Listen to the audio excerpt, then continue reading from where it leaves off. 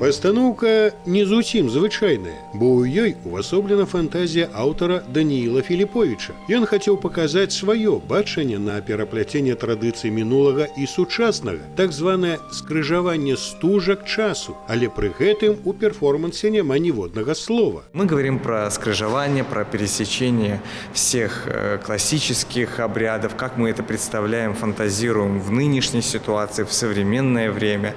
И доступным языком это делаем, под языком пластики, языком жестов, языком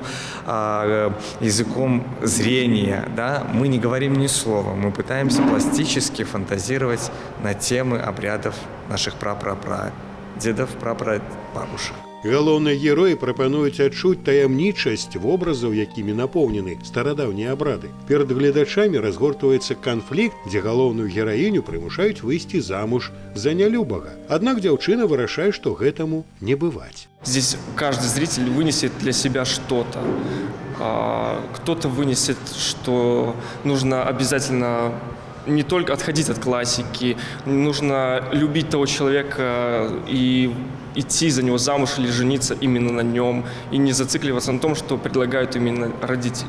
У атмасферы каміннай залы адбываецца гульня святла і теняў, а жывая музыка пераносіць гледача ў розныя эпохи. Пластикой тоже можно многое донести. Я надеюсь, что нам удалось это сделать. Это очень интересная работа и для нас была. Все так необычно, красиво. Очень хорошая музыка. Оркестр нам помогает. Он нам дает возможность переживать еще сильнее. Музыка очень много дает.